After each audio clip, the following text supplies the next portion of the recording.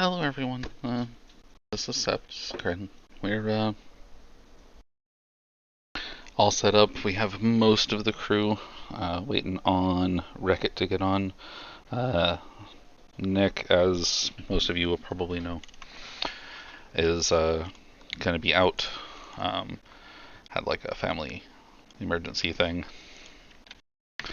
so is definitely not going to be, around. Um, but we're here to soldier on. We're starting season 2. It's going to be super fun. Let me get my background music and start messing with that.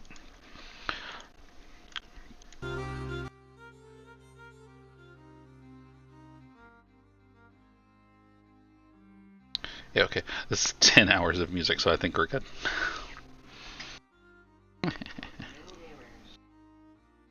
Alright, let me see if anybody else is streaming real quick before I do it on. Alright, we good. And, yeah, we're gonna rejoin the call in just a moment. Hi, Charlie! Hi! Actually, I'm gonna try to pre-roll the...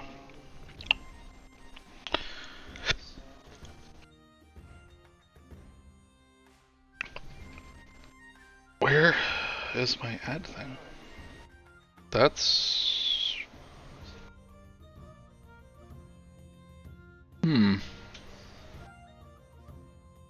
Interesting. Okay. I'm gonna run some ads and we'll join the other people. We just have... Sorry.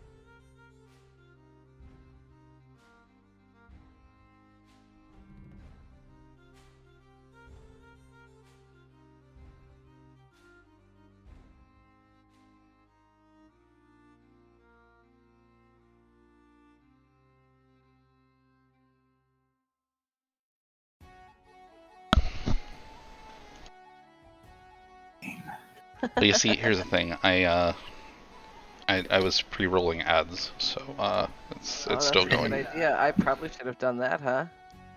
In fact, I could probably do that now. Yeah, it's like I know all about pre-roll, baby. Yo.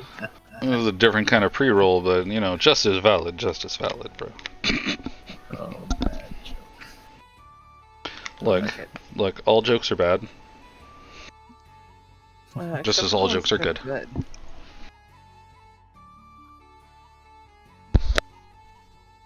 Granddaddy gave us a terrible joke this week. I'm not gonna pre-roll ads. If you're not subscribed, that's an issue, not an me.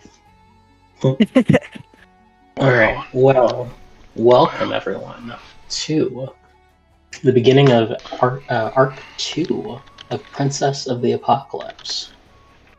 I'm going to quickly, or not so quickly, recap what happened during Arc 1. So, 6 people were approached by Emiria Card of the House of Cards. Emiria Card wished to regain his soul as it had been taken from him by a group of people called the Carianites. A group of Fae called the Carianites. The Carianites had made other deals with other people, and one of them was the Astala. The Astala, the descendants of one King Astala of a long-forgotten nation, were these species of bugs with religious overtones to their hive structure, and the group met along the way Greta, the Carrionite, who gave them some insight into how the Carrionites worked and how the Astala worked.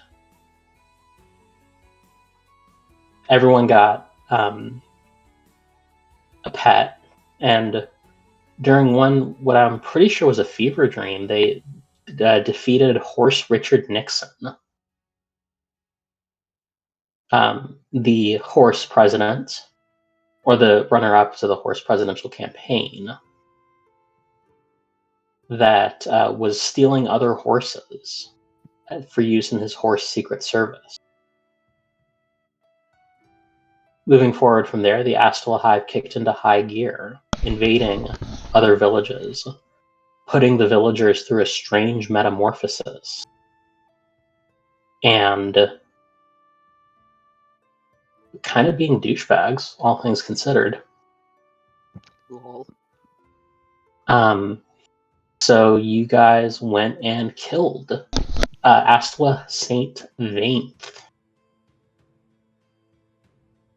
As far as you know, he stayed dead, though the battle was very tense and a bit touch and go for a while, as Vainth continued to summon wave after wave of sprites and martyrs to fight against you. Having defeated him, you took your gold back to the village and got the meat shield horn to summon villagers in the case of you, I guess, needing a meat shield, I think is the way that Kip described it. Not to the villagers, of course, but, to her party members. That certainly would have been out of character that I said that. Fair enough.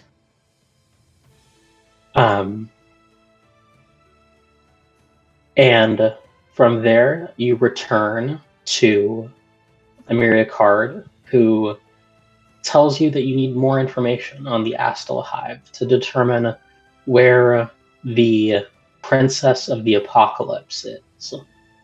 The princess being a entity that is capable of uniting the disparate hives of Astala under one banner, creating a true unified front capable of destroying the entire world. In order to do so, you are told to go to Valaris. Valaris being the capital of this section of the continent, and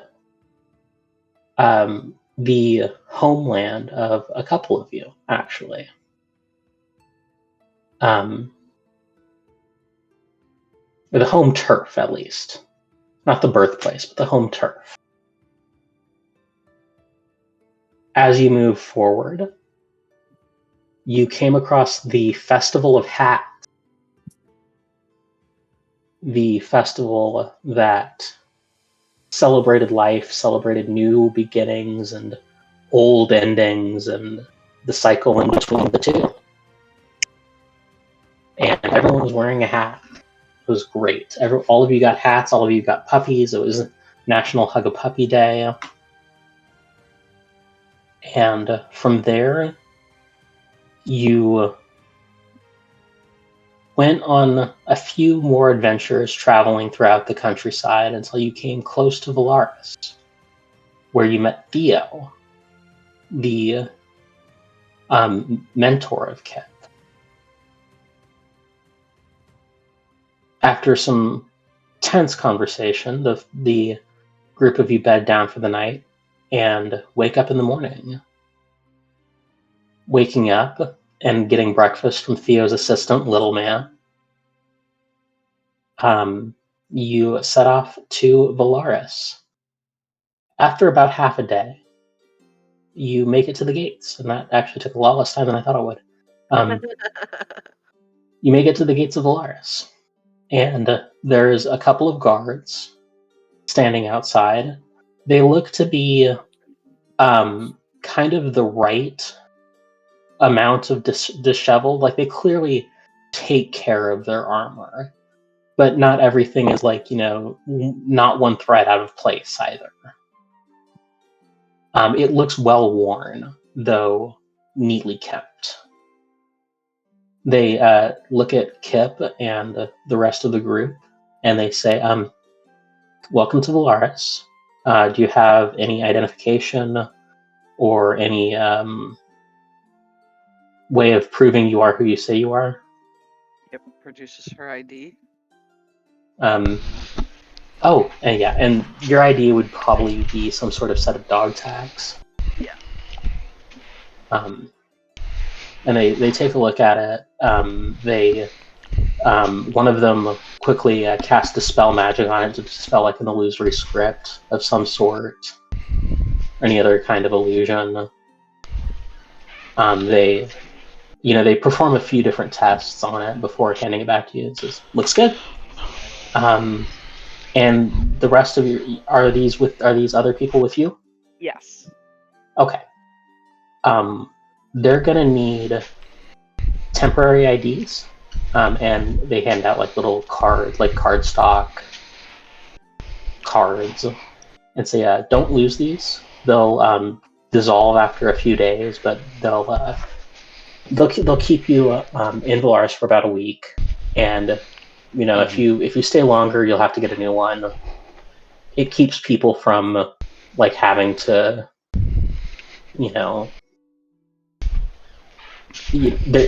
visas are free, but you have to, we have to make sure people who we know who's in the city. It's a safety.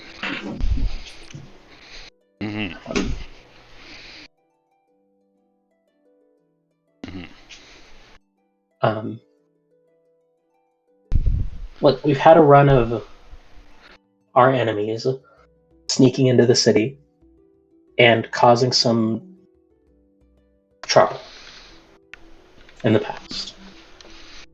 We just want to make sure everyone is safe. Makes perfect sense to Kip. So anyway, I don't see how a piece of cardstock is going to keep me safe, but okay, if you say so.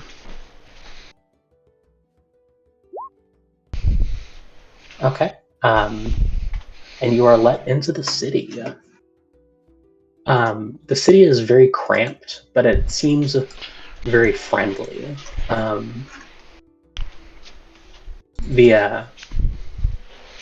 There's narrow passageways winding through the city. You can place yourselves up here at the top.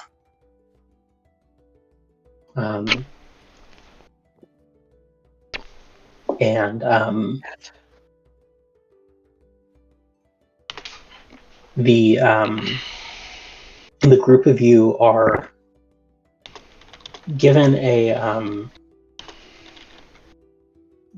a quick once over by local tour guides and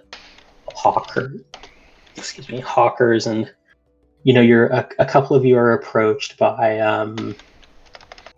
the street vendors, the ones that prey on tourists.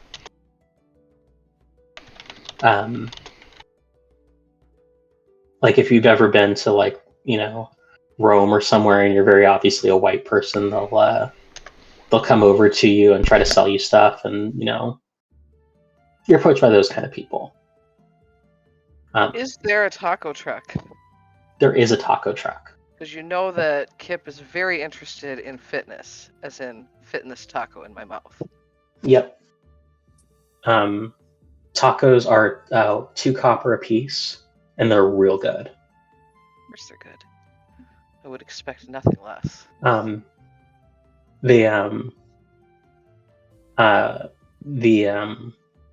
The taco shop is run by like a big fat orc guy in like a big greasy apron. 2 copper each, you said? Yeah. Alright, so that would be They're not especially large tacos.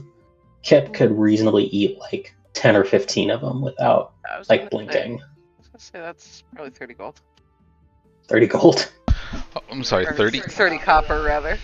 I was about to say like what? Well, you know, I do have a bag of holding. Yeah. And it's been The a guy. long time since I've had a taco. I just imagine places down a platinum piece. Guy looks at it and goes, "That's a platinum." He goes, "I know." Yes. Just You know what? stares eye to eye. Just, I know. Keep them fucking coming. All of your eggs. Yes, exactly. I want all of the eggs and bacon you have. Now, what I'm afraid you might have heard was give me a lot of eggs and bacon. What I said was give me all of the eggs and bacon you have. But and they've got all sorts of tacos. They got like brisket tacos. They got like breakfast tacos. It's it's mid morning to midday, probably about 11 o'clock. So they're just on the tail end of serving breakfast.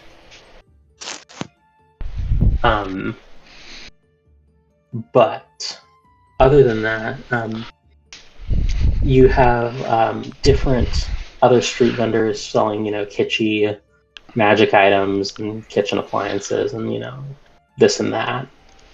And you make it through the city without being bothered by too much.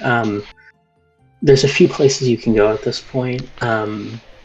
Kip would know the way to basically everywhere. The city was her stomping ground for a long time. As would Frost. Frost, being from Valaris, has been living here for a long time. She would know of, the magic item shop, the weapon shop, the main like toy shop, even.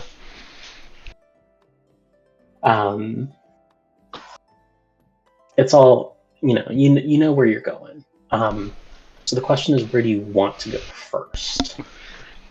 Oh my god, so many options. Mhm. I imagine Kip in character is like thinking, "Oh, where do we want to go first?" Are there any interesting historical statues or buildings that are standouty?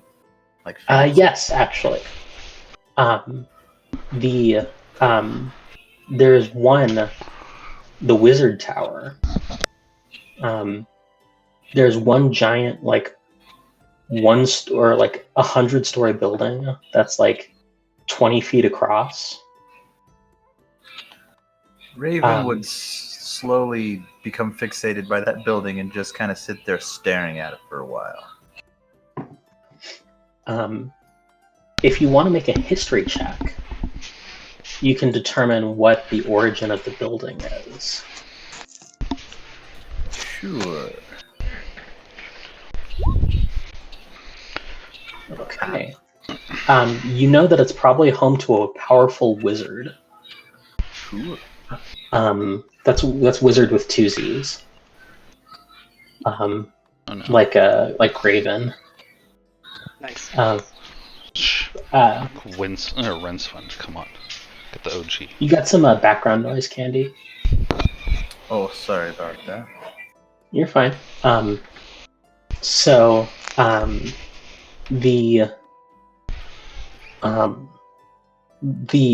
For Kip and Frost, who have seen this building many times and see Ray looking at it and not really quite understanding what it is the home of the Wizards Guild in Valaris, led by one Isiad Verda. Isiad is a powerful wizard in their own right, and they're also kind of an inventor and toy maker. Very eccentric. They're the scion of one of the major founding houses of Valaris, the Verda line. They are a dragonborn, and they're very strange.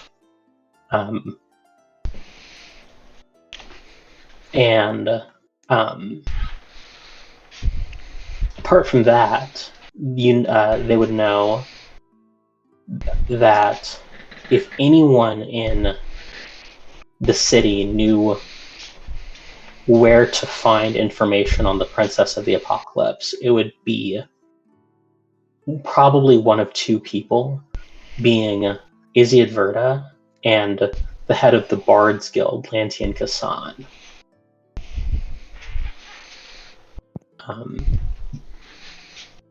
So yeah, do with that information what you will. Well, I'm trying to decide, do I want to go with the character with whom I'm familiar, or the one that I've never heard of? You have met Kassan as Nardoon, actually. Okay, but like, it's Yeah. been like 4 years. What do you want from me? No, that's fair. That's fair. Meanwhile, I'm having to purposefully blank out all of this because Liza doesn't know a damn thing. This is a city. She doesn't go to cities so she can help it. I think we're gonna... Alright. Odds, we will visit Iziad, and evens, we will visit Kassan. Yeah. Alright, Iziad time. Right. Well, you mean it? You know, you can visit both. There's no agenda here. Yeah, but Let's choose which one we go first. So as you approach the Wizard Tower,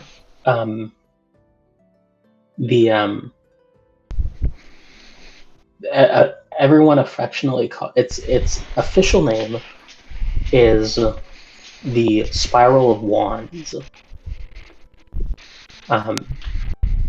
But everyone just calls it the Spike or the Penis, depending on like how crass you want to be at the time.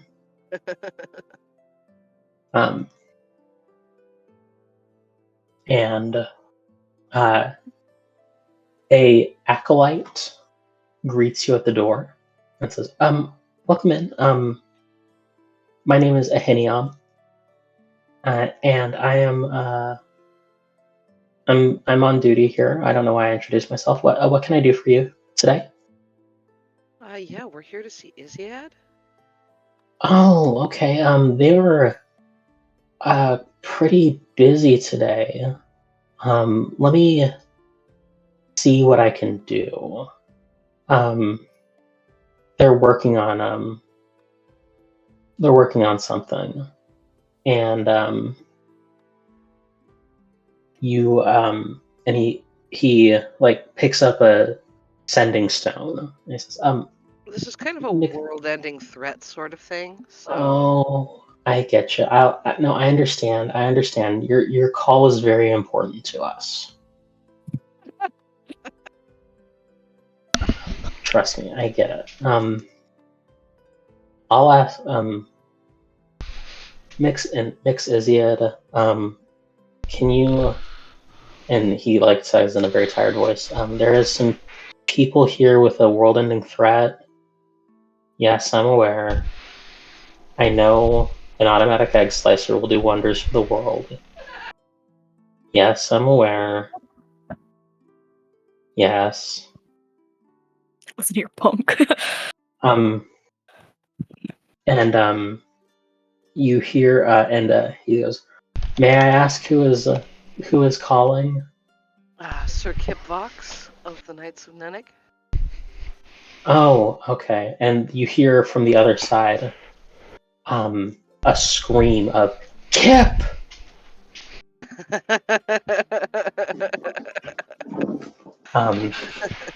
In a voice that you very clearly recognize. Kip. This would be Helpin, the young grung boy. Oh, excellent. And Helpin, who Kip is very familiar with as a not quite sibling. I don't know how, but someone who lived with Kip for a very long time. Fellow orphan. Fellow orphan, yeah. I just didn't want to, I didn't want to reveal backstory. But But yes, and Ahiniam says, yes, okay, send them up. I got it. And then he puts the sending stone down and says, Mixverda would like to see you now. Excellent. I thought that might be the case. Thank you very much. And you are sent to the stairs, and it's like a spiral set of stairs with like an elevator in the center. So you get on the elevator and it takes you up like 90 stories up to Verda's office. And you hear like the sound of like table saws and hammering and stuff in there, and you hear a voice go, "Over here, please." And you see across the hall is like a lounge almost with the green dragonborn Isiad Verda, who is very muscular and has like a long tribal tattoo and sleeve, like a long sleeve tattoo of like lightning bolts and geometric patterns and stuff down their right arm. They look at all of you and say, Kip, it's a pleasure to meet you in person. Everyone else, absolutely delighted to meet you all. Please sit down. It appears we have much to discuss. Yeah, Kip. Oh, the elevator is not closed. It is like a floating platform, like in like Final Fantasy X. That actually sounds worse, really, but from like a safety issue. Fly. You can literally fly. What is your problem? No, I meant like for everybody else then. No, it was just like in close spaces, so it's all good. Well, it's a cutscene, so you can't actually fall off the edge of the platform.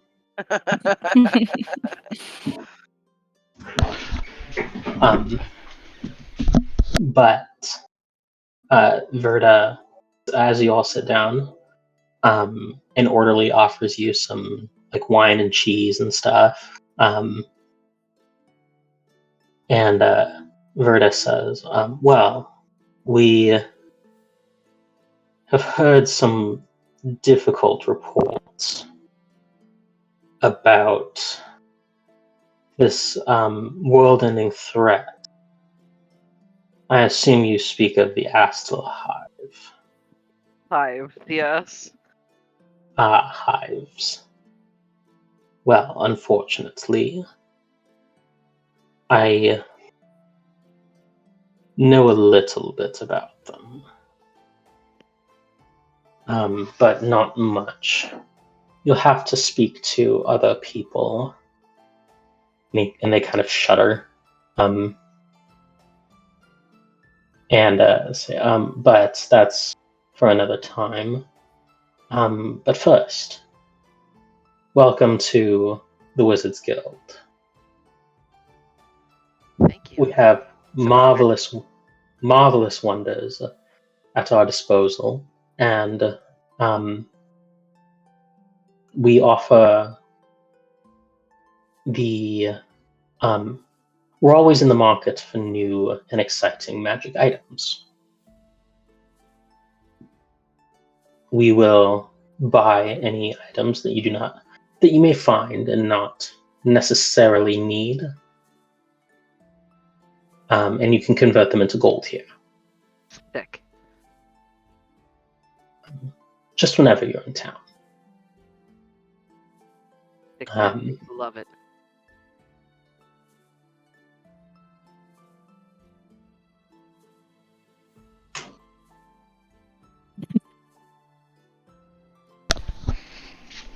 But as far as the Astral Hive is concerned, we would need a specific spell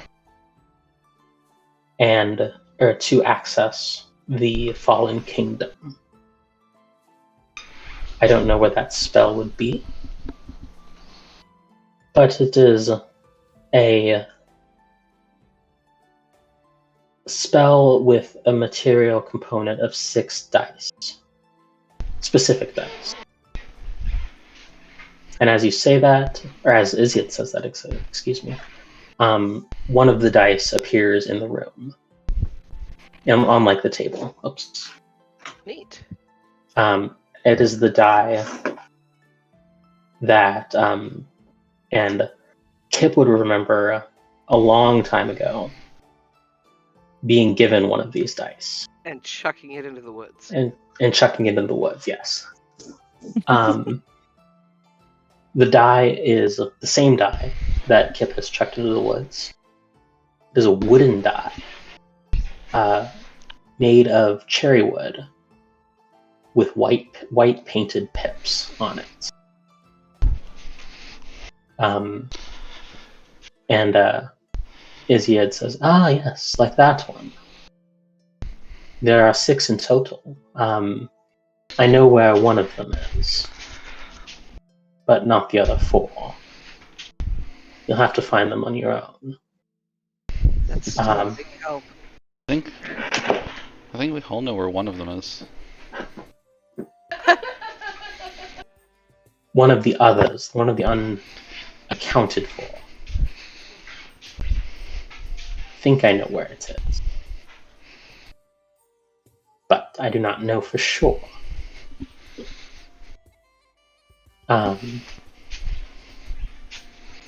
You'll have to speak with Lanty and Kassan to find the locations of the other 4. Okay, but where's the other one you know? I don't want to tell you yet, because if I'm wrong, then things may end badly for some people. That's all very vague and ominous. I don't want to make accusations. If I'm right, the person that has it has been using it and misusing it. If I'm wrong, then I have accused an innocent man of over nothing. I mean... Okay, well, not like I'm going to take off his head. I don't have that sword yet. And to be, very well. And to be very fair, we, telling us who has a die isn't saying someone did something wrong. We're just looking for the die. I have a suspicion that Baron Blackthorn is... Oh. I'm so glad you said that. Yeah. Baron Blackthorn has been using juvenile assassins to take care of his political opponents. We can't prove that it's him because they always seem to have some minor elements of luck on this side. Oh, well, here's the funny thing about that. We know. We know for a fact it's him. Our buddy's in the bathroom right now, but he sent one of those kids after our buddy. That's interesting. Well... Honestly, from how the attack went down, I'm kind of surprised they're ever successful. They're usually killing commoners. The Rogues Guild is not what it used to be, and our counter-assassins have been lax. I mean, you don't have to say they're lax. They could just not want to kill a kid. I mean, looking at them, they don't look like you would want to. Yeah, that's fair. Anyway, we suspect Baron Blackthorn has been using the die to manipulate luck on the side of his assassins. I would be happy to take that little bit of luck away from him. Well, that is excellent.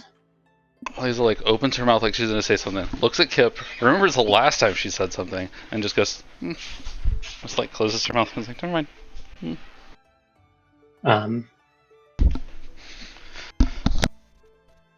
Well, There is um,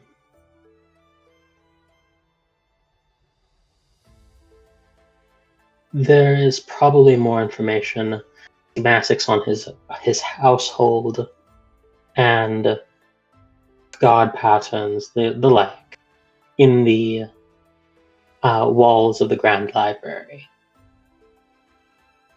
The archivist would be able to help you there. Do they just go by the archivist, or do they have like a name? The archivists. Archivists. Okay. There Do you are have, more like, than you one of them. Do you have like one you like most? One you trust most? Those are two very different people. I don't know. I think I usually like people that I can trust. The one that I like the most is not the most competent one. That is the difference. That is the crux of the difference. Oh, I didn't even mention competence. The one that I like the most is Alendis Aether. Mm-hmm. He is a very personable individual. The one that is the most competent is the Master Archivist himself, Lantin Kassan, who is a lot. Oh, we're supposed to talk to that guy anyway.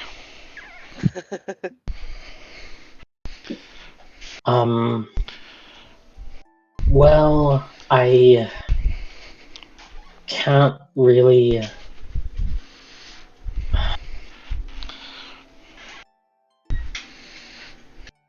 He has a very distracting undercommon accent. First off, which I know is not a reason to dislike someone, and I'm not going to say that it is, that I dislike him because of it, but it feels played up. It feels like he's playing into it to distract people from his true intentions. Interesting. Oh. I get that. That makes sense. So he's a lot to deal with because it's difficult to ascertain what he's really thinking at any given time because of this facade.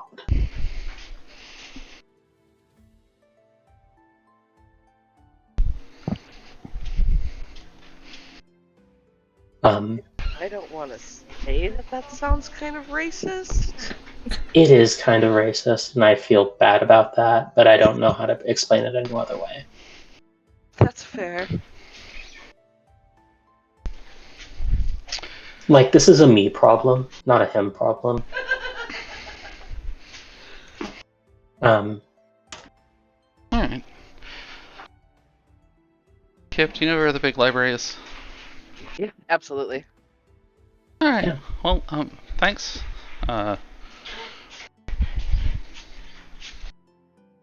No problem. Awkward wave.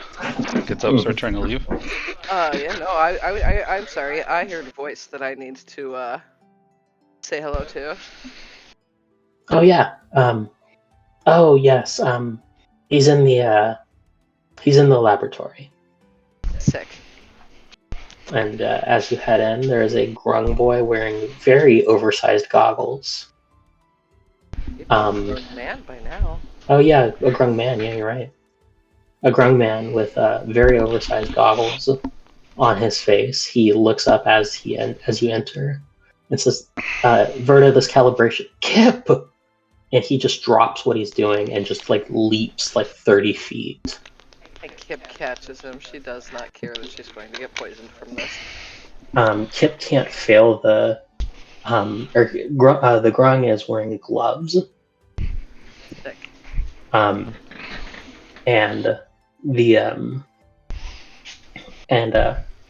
he just like hugs Kip very tightly. And is very excited to see her. And yeah, that is he kind of he pulls back excitedly and goes, "When did you get back?" Just now. Oh man.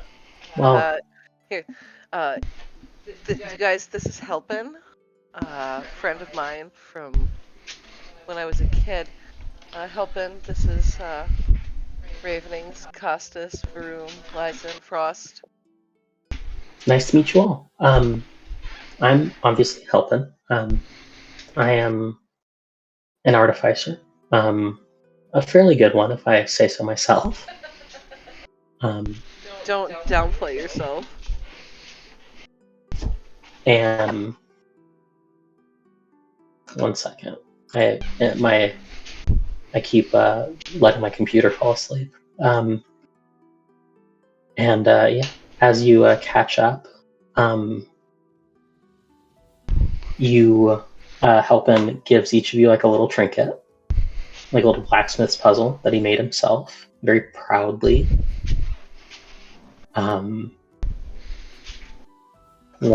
Oh my goodness, I'm receiving messages. Give me 2 ticks. You got it.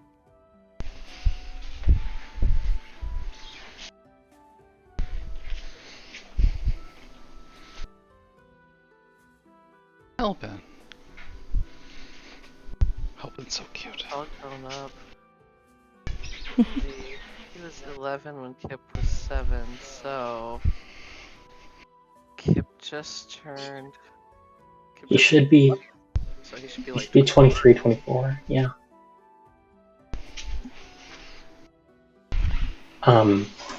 But he shows you around the lab, shows you everything they're working on, including an automatic egg slicer. Yeah.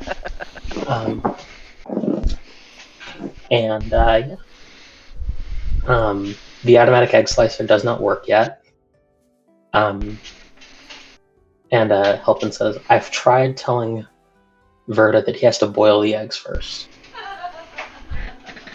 but he will not listen. Well, But why though? Because it makes them easier to slice.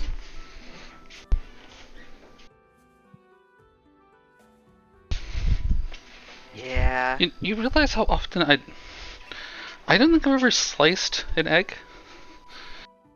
Oh, then you've never made egg salad. Yeah, egg salad is really good. Yeah. So shortly, Iziad will come back in and kind of say, Helpin, it is sadly time for us to get back to work. And Helpin goes, yeah, you're right. And it was great to see you, Kip. I'll see you at. Tell you what, I'll buy you a Fantasy Outback Steakhouse tonight. My treat. Heck. Are you sure? You must be making a lot of money if you're willing to feed me at the Fantasy Outback. Yeah, I gotcha. Don't worry. I've got one of those. Buy 12 steaks, get the 13th free. Heck. But they didn't specify what kind of steak it was, so I could get like a rock steak. Nice. And perfectly cook and everything. So yeah. Perfect. We'll see you then. See you then. And as you leave, you take the elevator back down, and Ahinium is writing a bunch of, whole bunch of stuff, taking notes, the whole 9, scribing in a spell book, and he kind of waves at you as you pass. And as you head to the library, we're going to head into our first break. Sick. Alright, I'll see you guys in 10 minutes. Yeah. Hey, what's up? Hey, Chris. Welcome in. Let me double check, make sure everything's looking alright. Alright, cool. Oh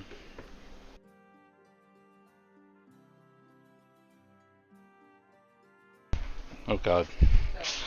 I just realized you just said something about putting up the videos from last time, and I'm like, I don't remember actually if I did that or not. But, well, it's fine. It's fine. I'm pretty sure I did. I'm pretty sure I missed my Diablo 1 run entirely, but it's fine.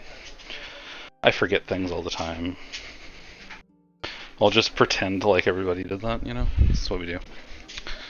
Anyway, I don't see anybody say anything, so I'm just gonna roll some ads real quick.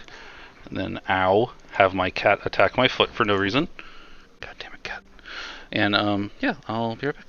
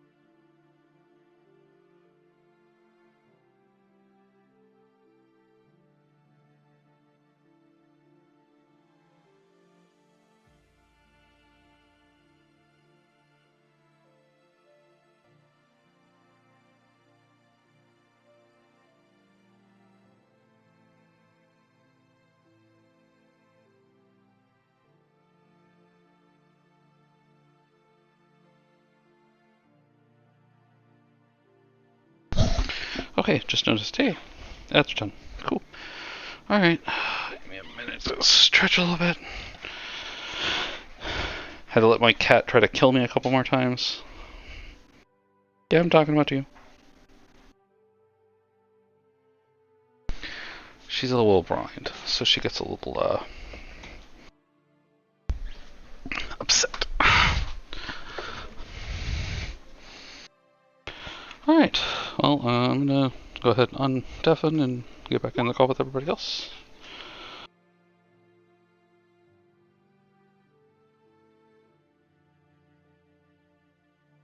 Hello.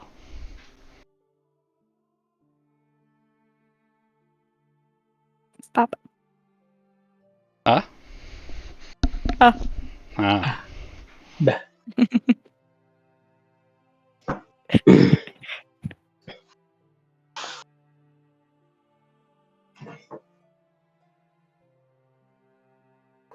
Okay.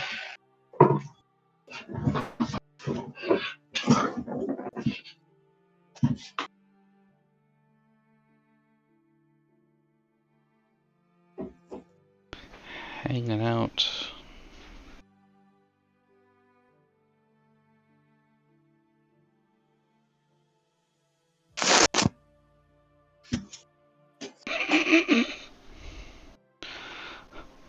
Nick's so silly.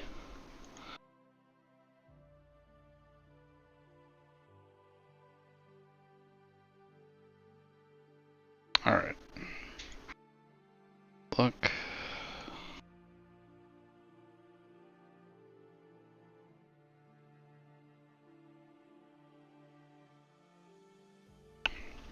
Okay.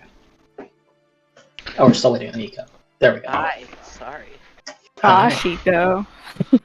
All right. That is fine. Welcome back to the second segment. Real quick. Are we talking too much? Do you want space? Because I realize you haven't said as much, so I was trying to make sure that we're not like... No, I'm just. Oh, at the beginning of each session, I always get really nervous about when I should and shouldn't jump in. So don't worry about me.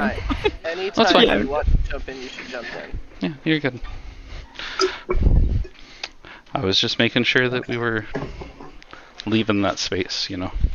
Yeah, Sure, absolutely. for sure. We always want to hear from you guys. Mm-hmm. All right. So, as you head to the library, you are whisked into the back rooms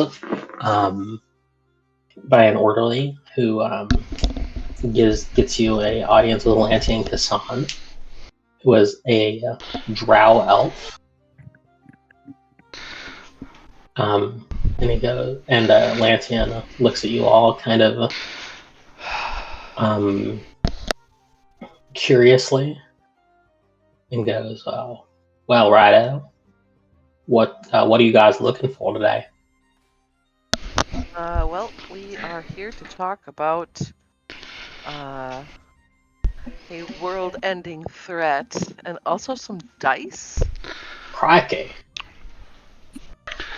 The Aslan Hive and dice that are supposed to be casting a spell to find the princess or whatever. Righto. The princess or whatever. Then. Yeah.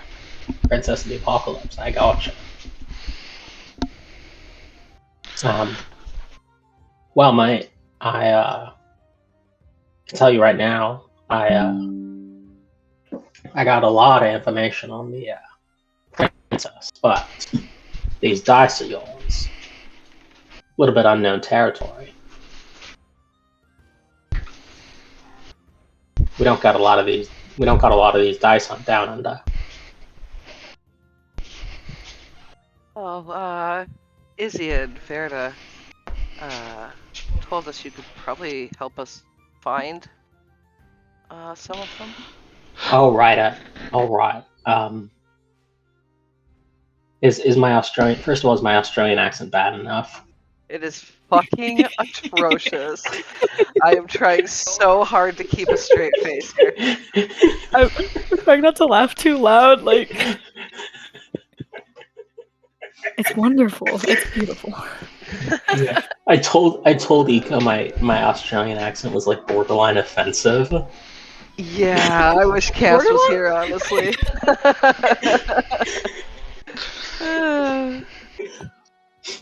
Oh god. I'm sorry. From down under. That's the name I should have named my episode. It's just episode 1. Sorry, Cass. Sorry. Sorry, Cass.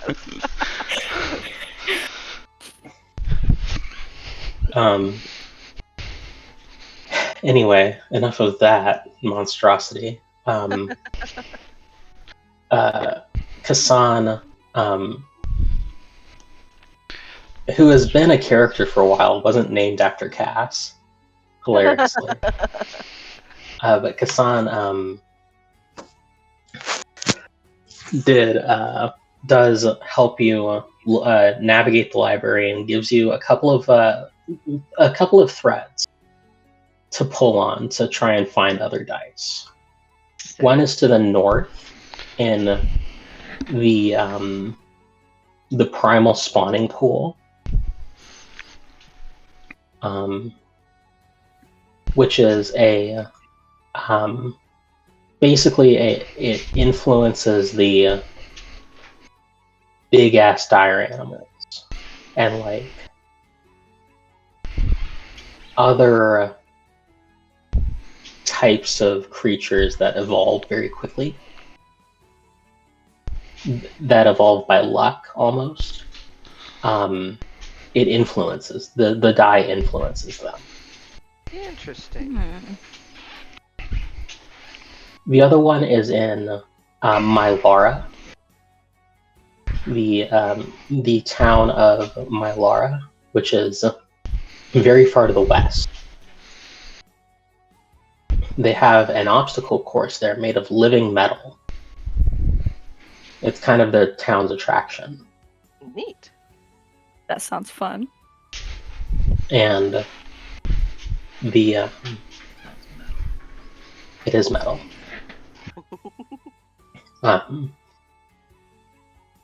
And those are the only two options. Those are the only two threads you are able to find for now.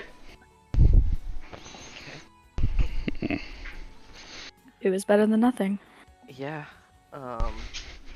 We were also supposed to look for blueprints of Baron's house. Oh yes, you do find those. You find a way in. You find, a bunch of different stuff. Sick. He said he had a lot of information on the Princess of the Apocalypse. Yes, he did. He doesn't really tell you anything new, unfortunately, except that the cocoon of the princess itself is very durable, but the princess is very fragile. So if you can get through the cocoon, you can just like whack the princess once on the head and she disintegrates. Sick.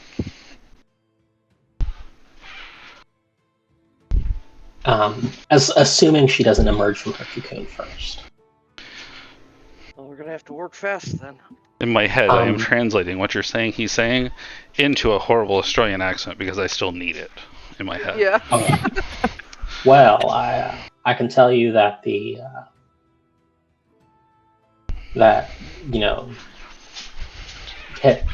don't need a redback to take care of this princess.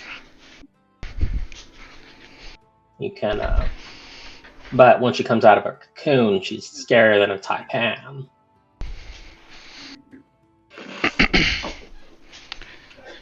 I don't know what any of this shit means. I was gonna say like that cocoon's tougher than a dingo's, but Yeah. you get past that, killer easier than Vegemite, Oh my Yeah. God.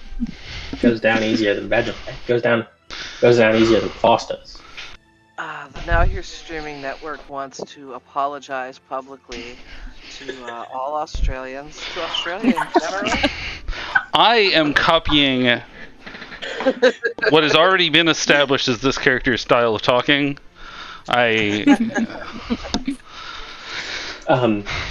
Ever you can. Yes. Awesome. Frost just kind of trails off a little bit and searches the library, just browsing. Sick. Kip has no interest in books, but Costas is undoubtedly reading. Yeah, Costas is reading something arcane. Frost would probably have a pixie with her because Mhm. Um, Just letting you know. And Kip will stick with Ravenings just to make sure Ravenings doesn't do anything weird, like start to eat a book. Valid Look. point. Look, Trying to get the information by eating the books. Kip has several Ravening is people. actually. Go ahead. Go ahead. I was just gonna. Raven, and she feels very awkward at this moment in time, and is just kind of panic attacking in a corner. oh no. Bless her. I was gonna say, Liza goes with Frost because Frost seems comfortable in this environment. As does Kip, but Kip has like multiple people around, and Liza does not do cities. So smaller group, much better, much nicer. I will say the smell of paper is very abundant here. Mm. So it's kind of comforting to Liza. Yeah, reminds me of my cousin. Yeah, exactly. What was her name? Paperweight, something like that. Oh, we called her New, but she Mm. was New Book. Mm. Oh, new book sent. I love it. Oh, my darling kitty cat is experiencing the agonies. God love her little heart. Oh. But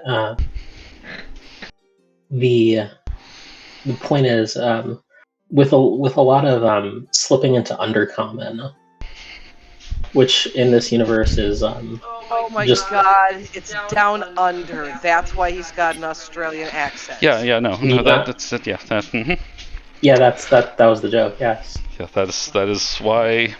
I didn't get it. Oh my god. Yep. Everything down there is super deadly. Yep. Yeah. No. It checks out. Everything checks out. Yep. That was. Other than them all being evil, other than evil, but we don't keep with that, so we're fine. Well, no. Drow in this universe are generally speaking albino and not evil. Yeah. No, I know. Because I forgot to mention, but yeah, Lantin Kassan is albino, or rather, he is not albino, but he is one of the few Drow that isn't. He is very dark skinned. He found it easier to be on the surface because he wasn't cast out for being different or anything. He just found it easier to be on the surface because people kept running into him because he was dark skinned in the dark. So he's effectively invisible down under. God. It was just really inconvenient. I love him. One of many characters that you have created. One of the characters of all time that I've created, even. And he gets you the information you need. Let me think. Okay. So you have a few options going into the next segment. You have the ability to go spend the day perusing the city, going through all the shops, shopping. You have the ability to go right to Baron Blackthorn, or sneak into his house, or go do a bunch of other things. What time of day is it? It's probably about 3:00 in the evening or in the afternoon right now. Okay, well, we're meeting Helpin for dinner in just a couple hours, so I think probably the parents should wait till after that. Yeah, why not peruse a little bit? I know although Liza may not be the most comfortable in cities, maybe showing her around some calming spaces. If there are any in Valaris. There are. There's the popular date spot, the Fancy Ramen Shop. There is the weapon shop, Bloodbath and Beyond. Do they have a going out of business sale going on right now? No, they Bloodbath and Beyond is always in business. Yes. We love them. 1 second, I need to let my cat into my room because she very desperately wants in.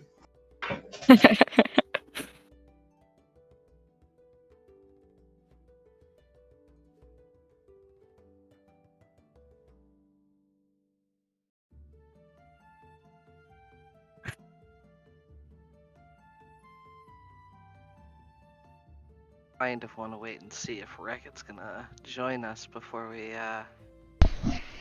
dip into the Baron's house. I know Nick can't join us this week, but I was hoping we could put off the Baron's house entirely for this that's week. kind of what I'm thinking. Yeah.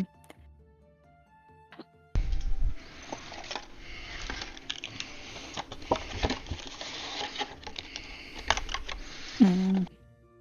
I uploaded my Kip stare emoji and it uploaded automatically. No. Didn't give me any wait time. I'm pretty excited Heck about yeah. I think most of mine Alright. finally are there. I have to see which ones I actually want, though. COVID instant upload status. Oh, no, I don't have Yeah. that. I don't have that either, but I'm working on it. Oh, I do. It's nice. I imagine. Alright. I also want the having follower emotes. That would be Yeah, nice. RCM is back.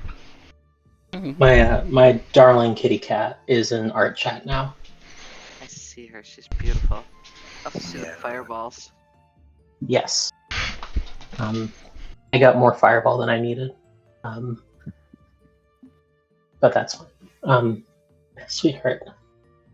Oh, Don't use she all your was spell slots on it.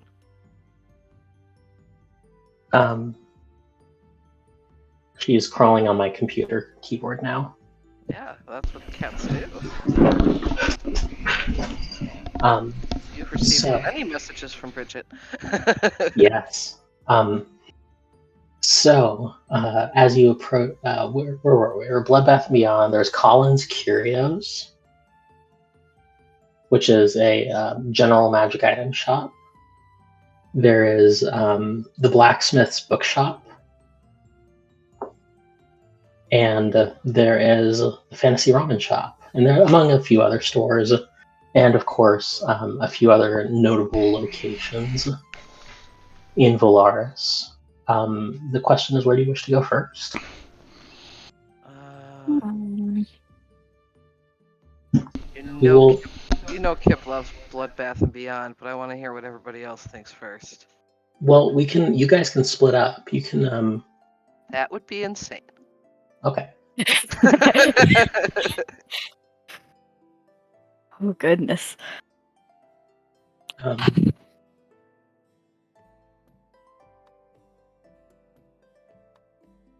To be fair, I kind of also want to go to Bloodbath and Beyond. Excellent. The votes are rolling in. What about Ray Ray and Liza? Liza doesn't care. Raven is in the market for an iron, so Bloodbath and Beyond might be a good idea. Hell yeah. For an iron what? An iron fork. An iron fork. Okay. Sure. Sure. So we go to Bloodbath and Beyond, where there is a approximately 6 foot tall slime mold that is sitting behind the counter, and as they see you all, they seem to explode into spores. And I need everyone to make a Constitution save. You may choose to fail. Kip intentionally fails.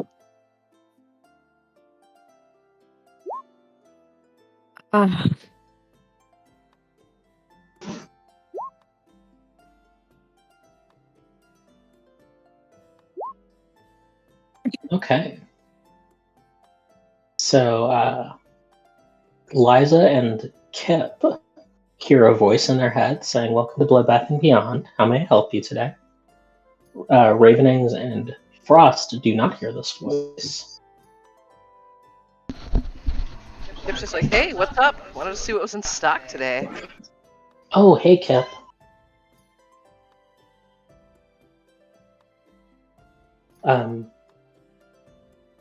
Welcome in, and welcome all of Kip's friends.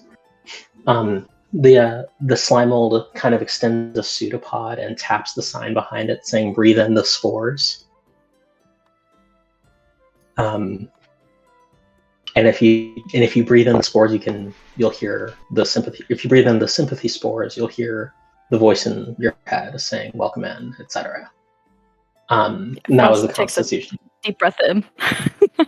And that was the Constitution save, was to like hold your breath versus the spores. But as you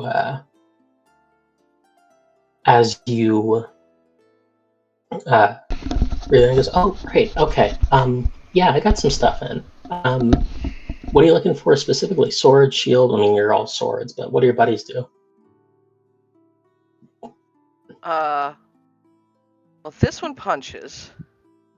This one uses a whip that comes out of her wrist. It's kind of fucked up and cool. And this one is learning all kinds of new weapons. She mostly likes hammers. Okay. Well, let me see. First off, we got a cool set of shades.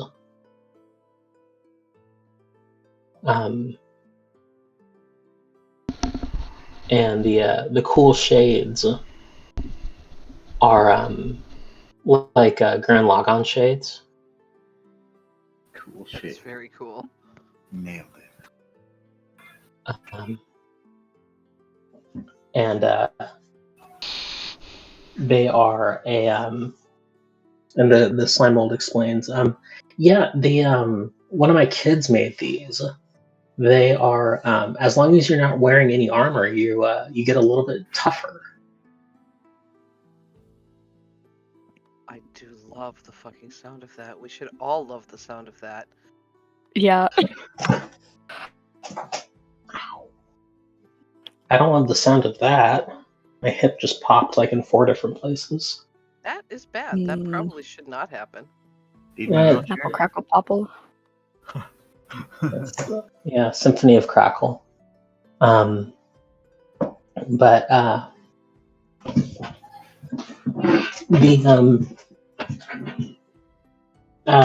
the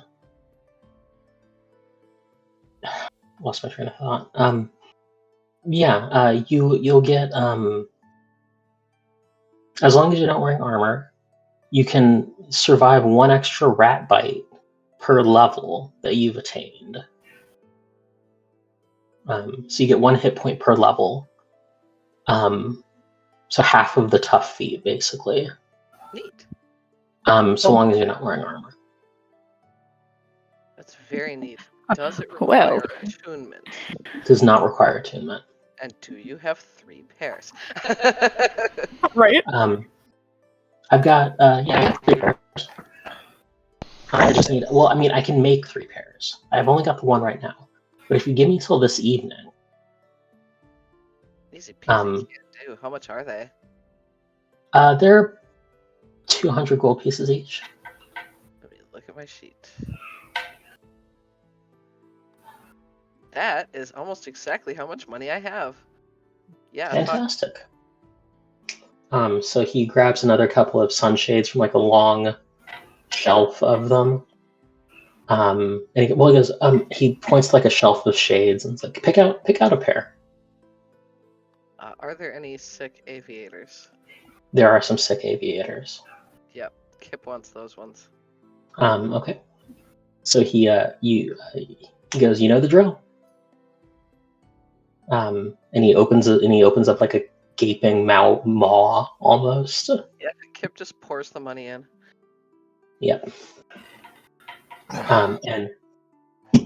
and he like chews it for a while before kind of like swallowing. And he goes, "Okay, now the aviators," and he opens the mouth again. She tosses those in too. And then about 10 minutes later, he spits them out like they're covered in gunk. And he kind of he points to a bunch of rags on the side of on a counter nearby, Yep. like a laundry basket full of rags almost. Kip knows the drill. She goes and cleans it off. Thank you. Mm-hmm.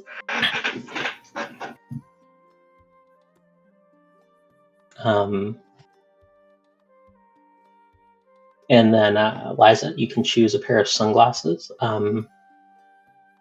There's basically everything in stock. You could I think, and he points to like a big set of like horn-rimmed glasses. And says, "I think those would look good on you." You may be muted, Seth. No, I'm just trying to picture horn-rimmed glasses on Liza's face. It's having an issue. Give me a second. Okay. You're rotating it in your mind. Yeah. I had to Rotating Google happen. sunglasses just to see the variety. I think Ravenings would look great with like the giant novelty sunglasses on. Wow, there's just like nobody here that wears armor except for our fucking wizard. I wear armor. I Yeah. wear light armor. Oh, do you? Oh, Okay. do you? I'm a Oh, druid. okay. I don't get Yeah. natural armor. I need that. I need help. Well, the sunglasses don't work if you wear armor, so. Yeah. Okay. So it would be Ravenings, Frost, and Kip. So Ray gets to pick out a pair of sunglasses from among many options.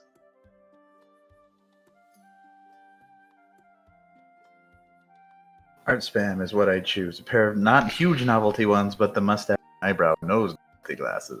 Oh, fantastic. Fantastic. The Groucho Marx look. Yeah. Okay. Got it. So yeah, you get your pair of sunglasses too. It is once again grimy and covered in gunk, but Kip cleans it off very efficiently. Nobody will know I'm coming. Ooh, those are really pretty. Ever. Are those acceptable? No, they're fine. Yeah, absolutely. And you all have your sunglasses. And yeah, moving right along to Colin's Curios, you see a very rotund man eating just a bowl of ice cream. And he goes with a full mouth. Oh, hey, Kip. Oh, what you doing? Up? Oh, not much. I'm just minding the store. You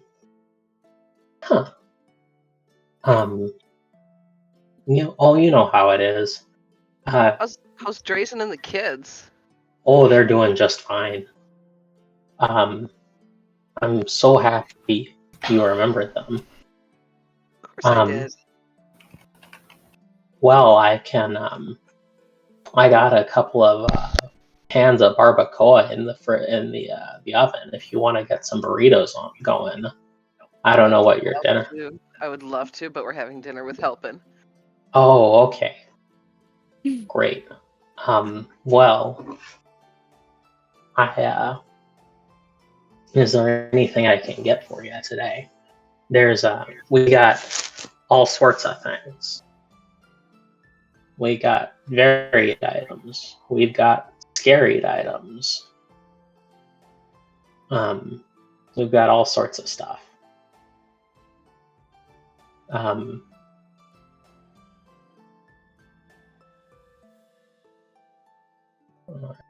Oh wow, everyone's got butterfly with their like Power Rangers of sunglasses.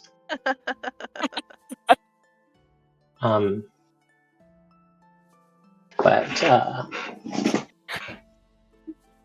you know what they say. I don't know what they say. Do you know what they say? You can't They lead say a a lot horse of to water. You can leave your horse behind. Because your horse don't dance, and if they don't dance, then no friend. A horse of mine. We'll burn those bridges when they come to. Anyway, the our enemies never stop thinking of ways to harm our country, and neither do we. Anyway, Colin has several items for sale today. He has the a spell book. First off, the spell book is attunement. It is a what is that stupid thing called? Arcane Grimoire. +1. So it increases the DC and attack rolls of all wizard spells by 1, and you can gain 1 extra level, or 1 extra spell level of spells when you use your Arcane Recovery feature. Oh, that is lovely and so wonderful. For process. Unfortunately. Yeah. They also have a Rod of the Pact Keeper, which is a giant like grill fork. Hey. A fork, you say? Yes. I just. How much would that fork be? 300 gold pieces. Good lord!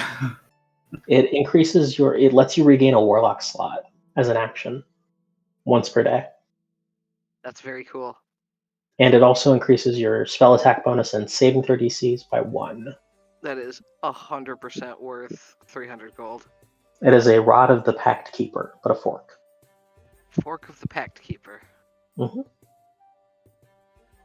If my calculations are correct, that leaves me with like 16 gold, but that's fine. That's fine, you know. They also have a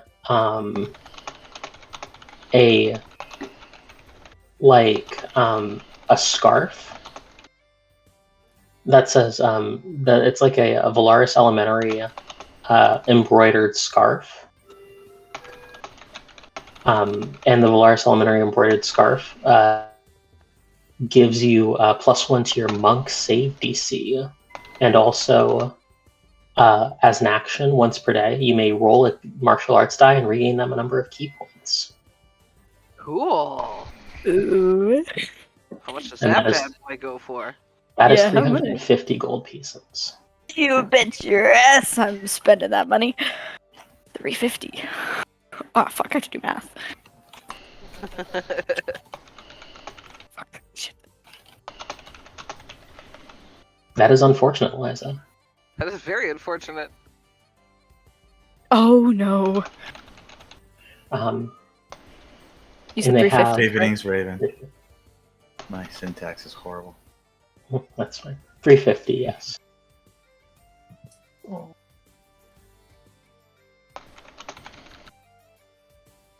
Can you hear her? Do not hear her. Is she experiencing the horrors again? She's experiencing the horrors again. It must be very hard to be a cat. It must be.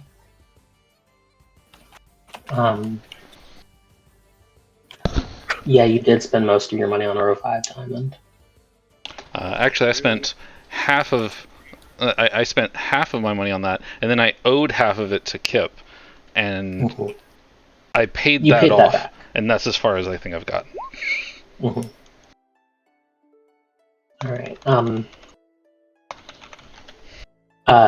Ravenings gets a like a burrito, like one of the giant like Chipotle burritos, in addition to her Fork of the Pack Keeper. All right.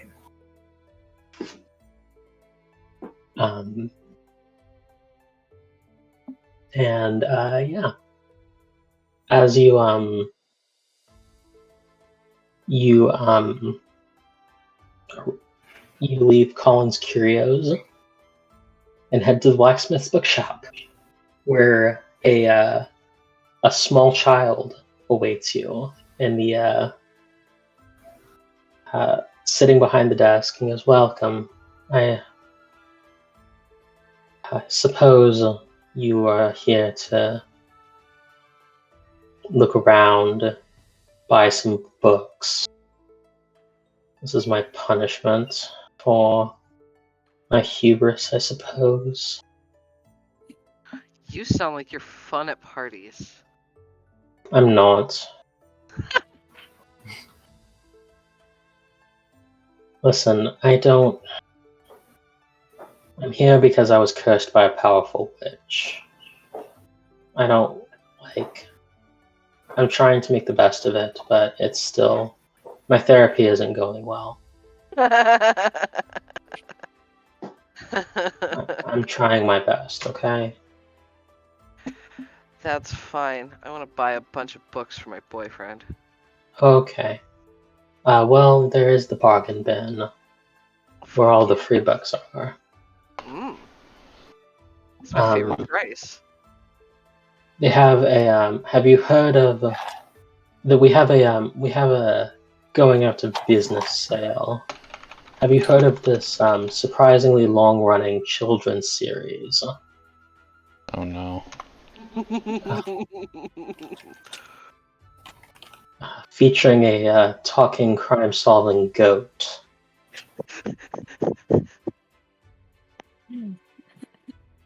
Sorry, I have to go mic up for this. Go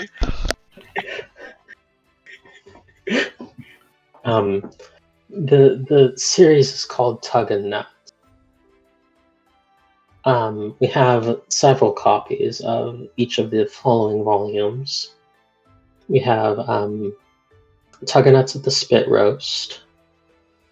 Let's Find Sally and Tug and Nuts. Hit the Back Door, Tug and Nuts. Of course, the popular recipe version of popular one where Tug and Nuts gets a recipe blog featuring the Deep Dip from the hit novel Tug and Nuts Gets in Deep, and the seminal hit Tug and Nuts Wrestles the One-Eyed Champ.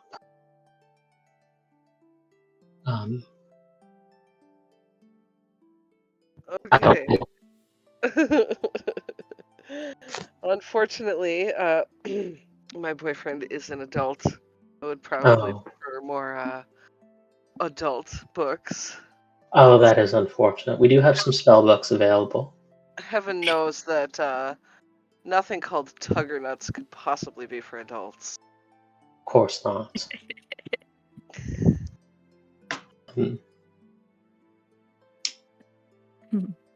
And well, we have a few options. We have some spell books. We have some. Can't afford a spell book right now. No, but that is an issue, not an issue me. Oh, the blacksmith is such an ass. Okay.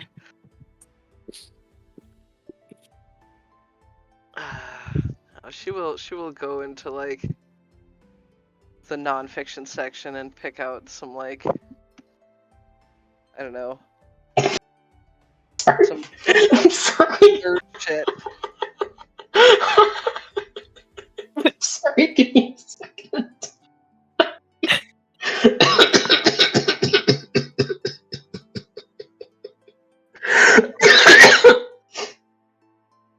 Okay, I'm okay. I'm okay. I'm Yeah? okay. there's something wrong with me. Well, yes, you're here playing D&D with us. That's fair. Hey, wait a second. Um, Wait. But you find some nerd shit books on like aviation and stuff. The average airspeed velocity of an unladen swallow. Are there like self-help books? You know, like how to talk to people, stuff like that. One They're second. enchanted to make you have better charisma. Well, as you asked this, the blacksmith is like, well, if you were capable of helping yourself, you could do it without a book, now could you? Wow. Ross puts her hand on her chin and makes a very contemplative face. I'm just saying that self-help books aren't very helpful. They're helping. They're not. If you need a self-help book to help yourself, you aren't really helping yourself, now are you? That's very fucking zen. Hey, how much are all these Touche. nerdy books? Oh, just take them. I don't care. I don't. No. I don't do this to make money. Heck. Thanks.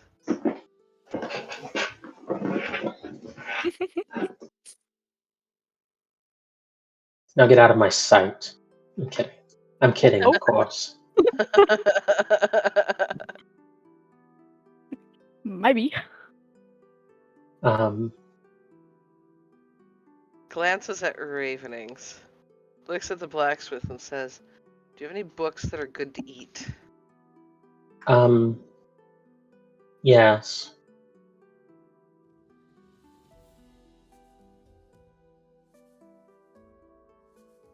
Can I be pointed to them? Of course.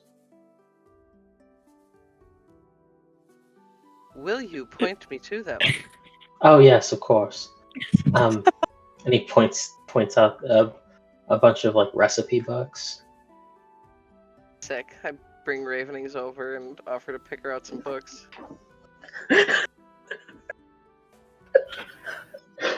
Bonding. I only wanted to eat the card because everybody else was eating tarot cards. I thought it was normal. I Fine. want to go in the corner with my burrito. You don't want a book? Are you sure? I'm okay. I've got my fork. Twirls up fork. Oh please, I'll have to ask you not to eat food in the bookstore. It disturbs the books. Sorry? It does what? Interesting. It disturbs the books. You got it, Daddy-o. Hello, cat. It's not where you're supposed to be. When I say it disturbs the books, I of course mean it disturbs me. And then I disturb the books in my frenzy.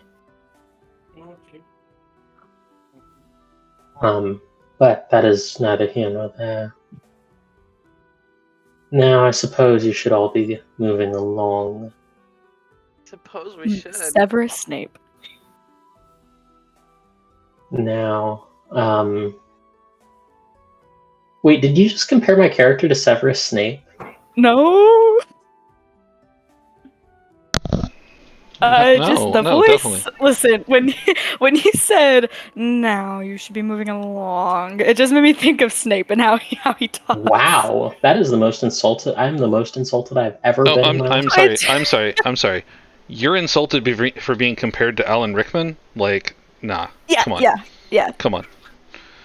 Everything else aside, Alan Rickman. That's fair. The show must go on. Compared to the voice of God. By Grobthar's hammer. I am the Metatron. I was thinking by Grobthar's hammer, by the What a whatever. Well, he said voice of God. That was the Metatron. That's from Dogma. Oh. Hence the spitting. Anyway, I was quoting Galaxy Quest. Oh, I know what you were quoting. But anyway, That was a thing that I did to all of us. This And is the case, yes. At this point, it's getting to be about 5 o'clock. All right. Well, I think that this would probably be a splendid time for us to go into our second break. That's what I was thinking. Yep.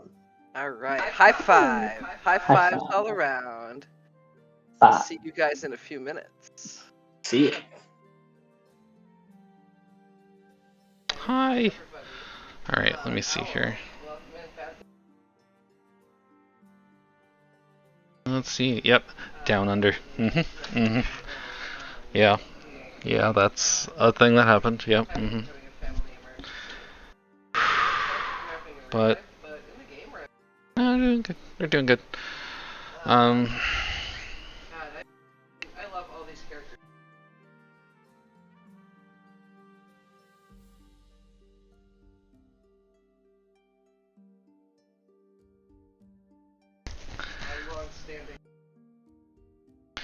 Yeah, we know a lot of these people from before. Liza doesn't, so I have to pretend I don't. But like, I know Izzy had talked with them before. I know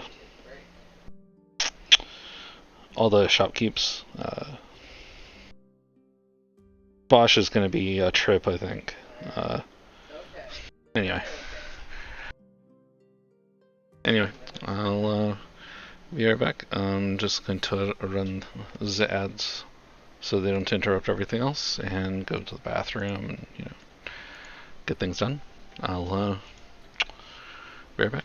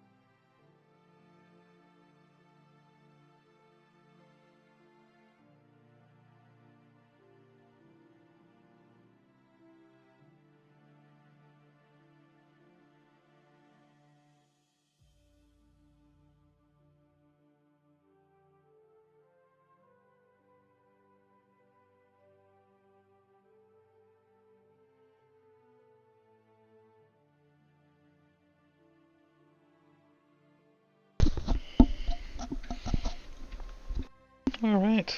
Back. Conversation. So let's pop back in with the others, and we'll see what if anybody's actually. No one else is there. So Hello. we just chill. Hi. Hi.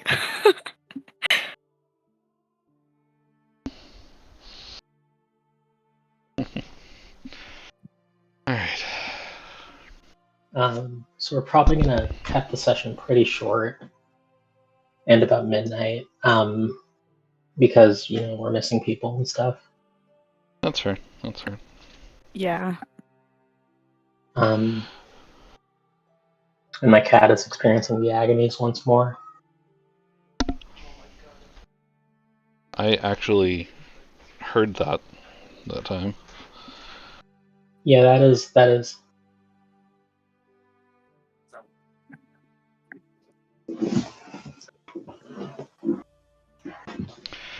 Is this Pokemon really pronounced Dweeble?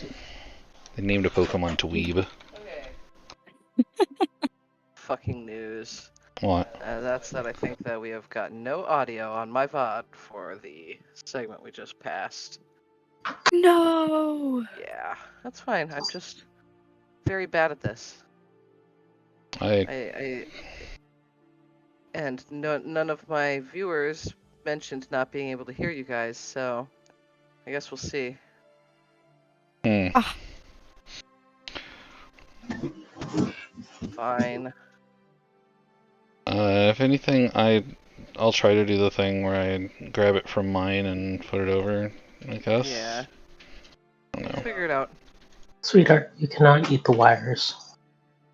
I know you want them so bad. But they Mother have. is cruel and unyielding. Where the fuck did my dog go? But none of the other foods are sizzles. They're not as good. Yeah. You ever tasted iron? Gosh, it's great.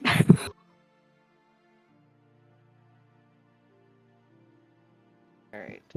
Oh, okay, so Tell it's you supposed about to be the taste of Dwebble. Iron Falls. Because it's like a Hey. pebble. Okay, that makes sense. I put the microphone up to Willow to see if you could hear her purring. We did not hear her purring, unfortunately. That is a shame. Did hear her crying a second ago, but that was it. Yeah, she was experiencing the agonies. Hello. Okay, sorry. I'm back. It has been 11 minutes. We are good. Welcome back. Welcome back, everyone. So, as I was saying, we're probably going to end pretty early, just because people are gone, and I don't want to get into the Blackthorn Citadel. Yeah, we don't want to do that without Vero. Without Varum and Costas, exactly. So, what we're going to do is, instead, we're going to,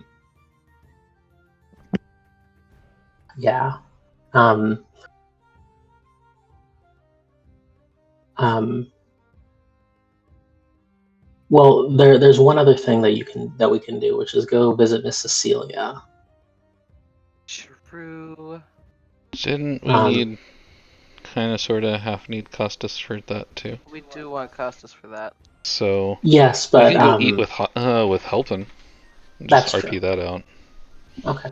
So yeah, it's about 5 o'clock. You head to the Fantasy Outback Steakhouse.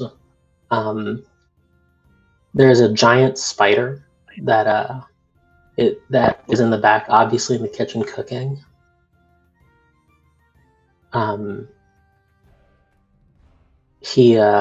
This is the spider that was granted sentience by Giga Jeff. Ah, yes.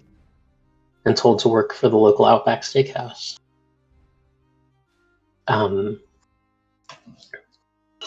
The Helpin is already sitting at a table with a couple of other of the orphans, and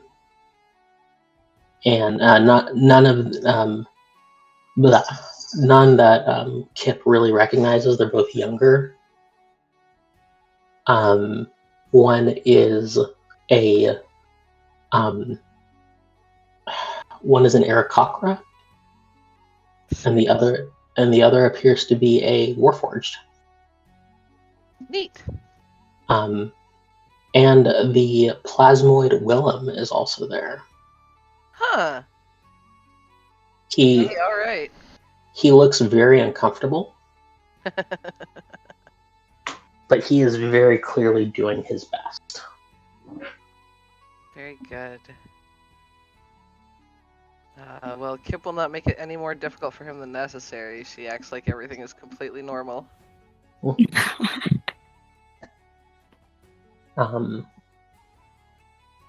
But yeah, Helpin is the one that domineers the conversation, so I don't have to play multiple parts. And he kind of sits back after a while as they're waiting for their appetizers, their blooming onions.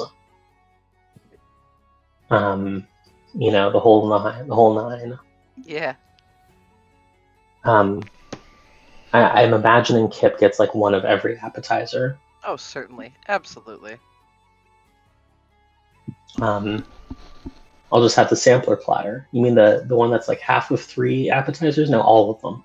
All of them, yes. Of course, Give me the sampler platter you give to giants. she's basically. of course a dumb romantic fucking teenager as well, so she is sharing her appetizers with Costas. Mm-hmm.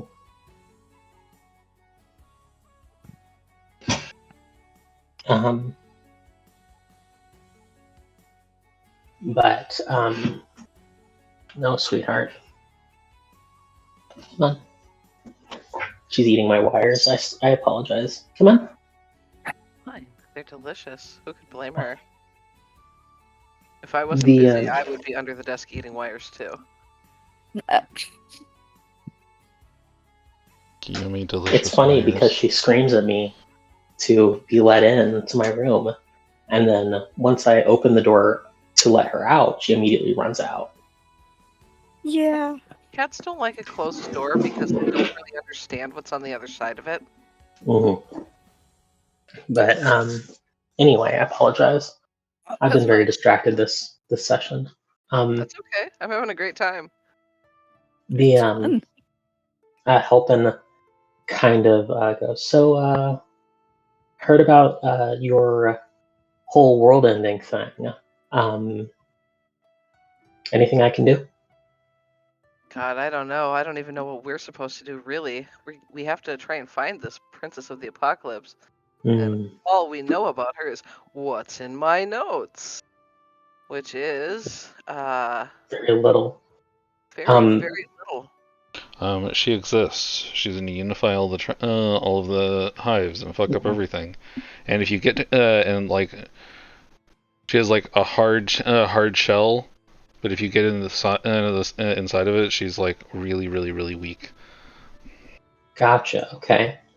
Well, and I heard about these dice. Yeah. Well, I built a little gizmo for you. Is he and he gonna pulls be our out. Bulma? What? Is he going to be our Bulma? That makes the Dragon Ball radar. No idea what you're I saying don't. now. No idea what you're saying to me right now. It's fine. And but if you put it'll tell you when you're getting close to one of the dice. But That's really helpful. It doesn't tell you like exactly where they are, but you can kind of play hot and cold with it. Sick.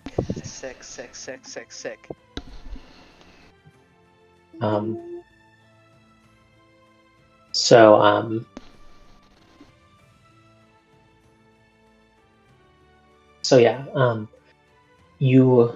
it takes a little bit of magic to work. So you probably want to give it to like one of your magic users.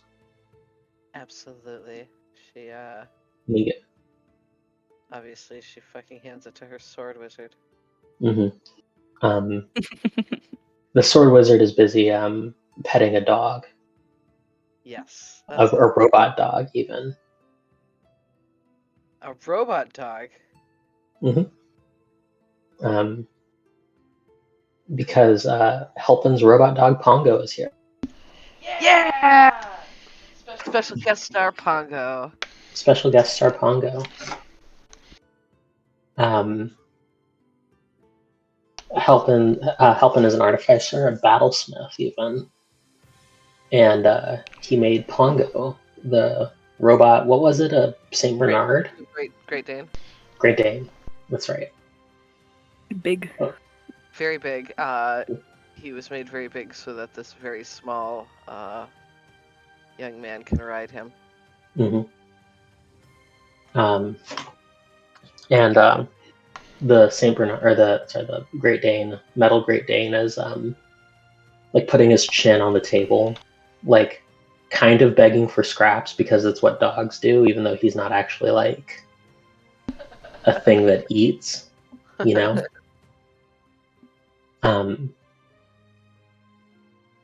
And yeah, he goes, okay. Well, if there's anything else, I know that Poppy had some healing stuff for you.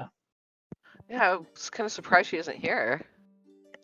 Yeah, she got really busy, and Adaman has been having trouble trying to contact Respa lately, so she's helping him find that.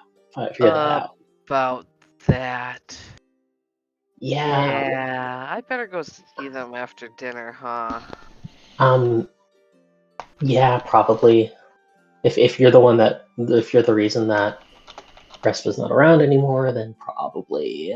Yeah. Adaman's not like angry about it. He's just kind of bummed. Respa decided it was time to go. It kind of was not my decision. That's fair. I mean, it's not my decision either. It's just, Adaman gets it. He's just kind of bummed. Yeah, I'll go see them after dinner. Okay. Well, anyway, and the other kids are very enamored of everyone around them. They're very starry-eyed.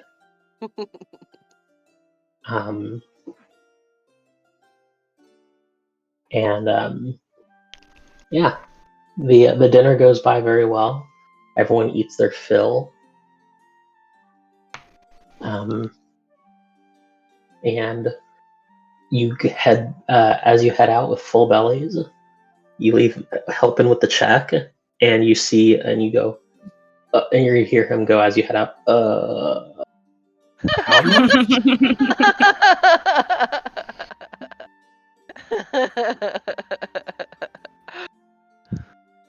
And then he goes, "No, it's fine. Izzy will cover it. It's fine."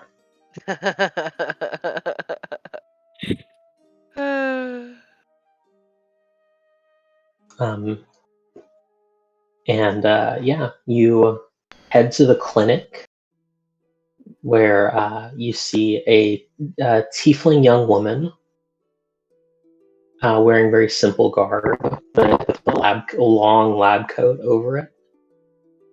Kind of step out, and she very Kip recognizes Poppy, although she's calmed down a lot over her past, decade or so.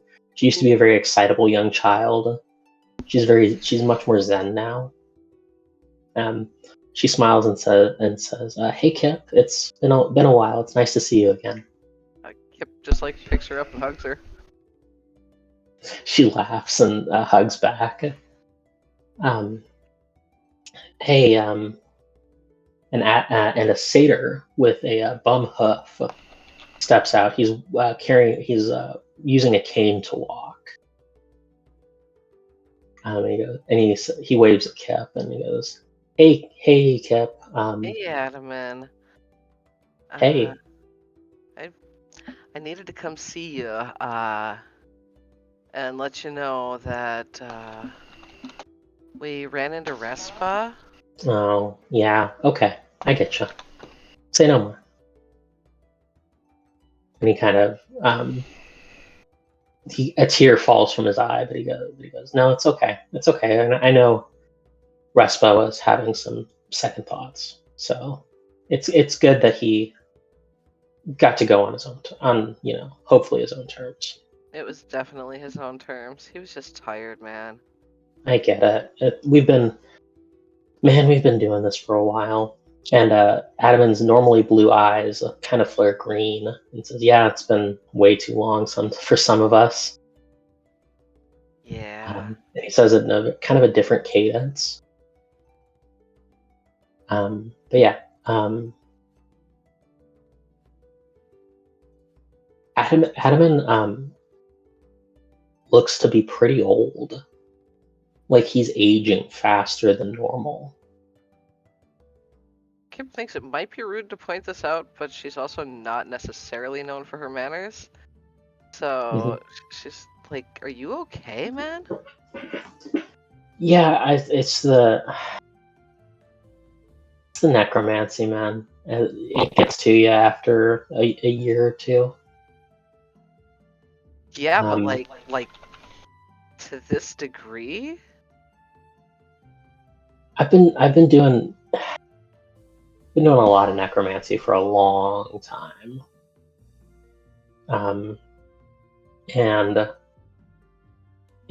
he looks to be about 40.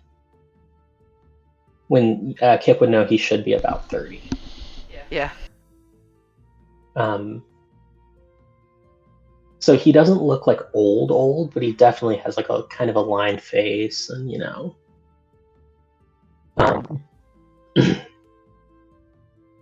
and he goes, yeah, I mean, it's just, it gets to you, and that's why I've been making sure to take care of myself, drinking lots of water, doing lots of yoga, the whole nine. And Poppy kind of pouts and goes, and he won't let me do any of the necromancy anymore. Well, yeah, obviously not if that's considering what it's doing to him. It makes sense. Well, yeah, but it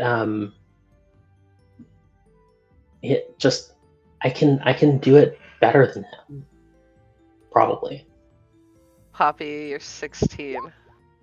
You don't wanna be looking 30 in 6 months' time.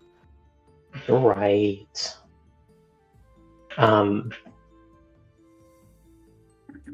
do /EM ever? EM? Yep. EM, yeah. Or ME. Either one will work. Or ME, yeah. He goes, yeah, it's weird. There's something going wrong with necromancy in the last year or so. Any idea what's causing it? I don't know, man. I've been doing research into it, but I can't find anything. It's like something is drawing up all of the life essence in the area. And to raise zombies, I have to give up some of my own life essence, which is why it's aging me. Huh. We'll try and look into that for you. I wonder if that has anything to do with the princess.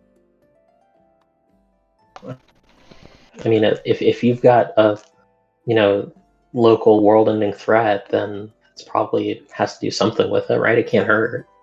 Yeah, well, the funny thing is, we do have a local world-ending threat that we are trying to take care of. Yeah, I heard. Help and texted Poppy. Of course he did. Of course, you're part of the group chat, right? I may have accidentally sat on my phone a few months back. Oh, damn. That's a shame. Well,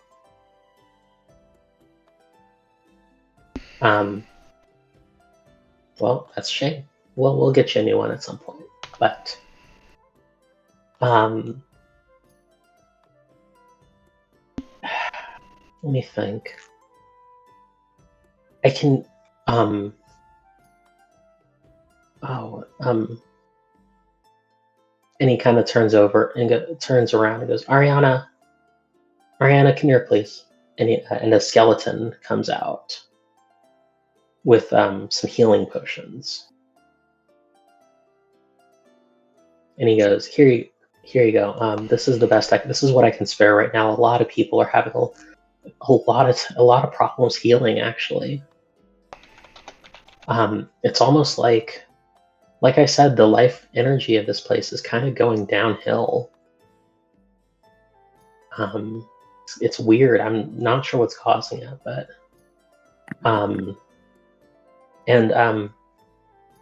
seeing a lot of okay, this is gonna sound crazy. This is gonna sound crazy. Go on. But I know for a fact that Baron Blackthorn should be older than he looks. Aha. That does not sound crazy, actually. And there's a couple of other people around Baron Blackthorn, his like lieutenants, that look a lot younger than they should.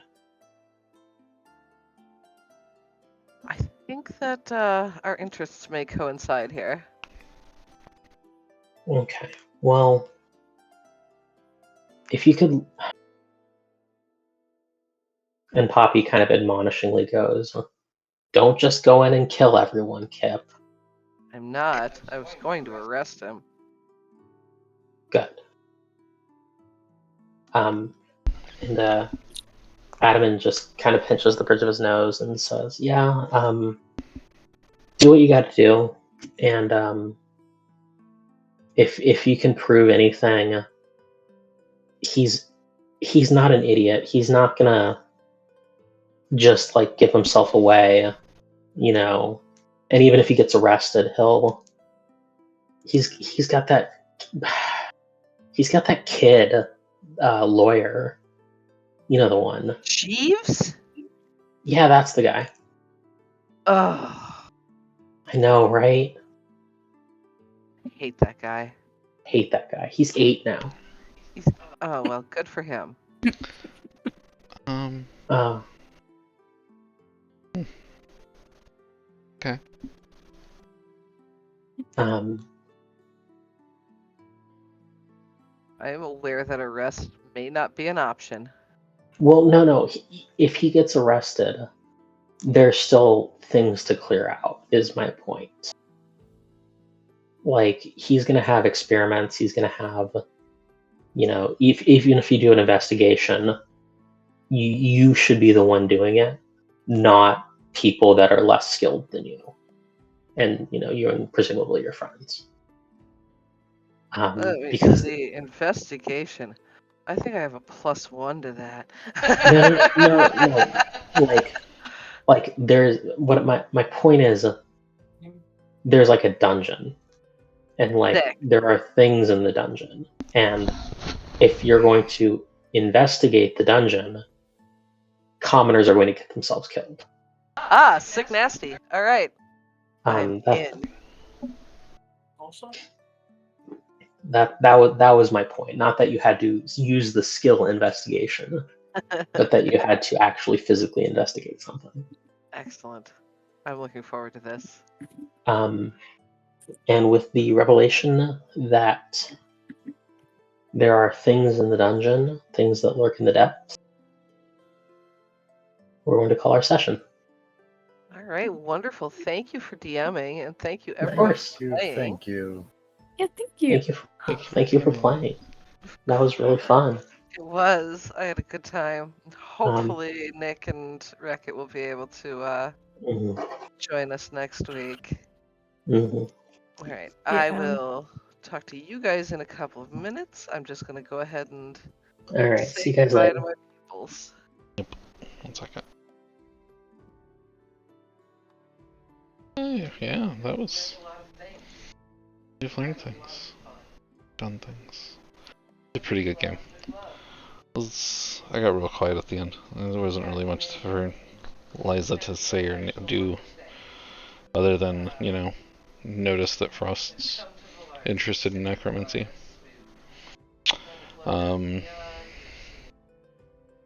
But it was nice. I'm gonna go ahead and probably end here. I don't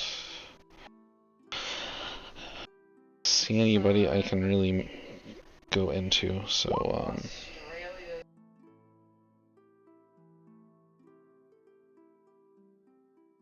but anyway, we're in the end because I don't see anybody that I can really raid into that isn't also about to end. So I'll see you guys.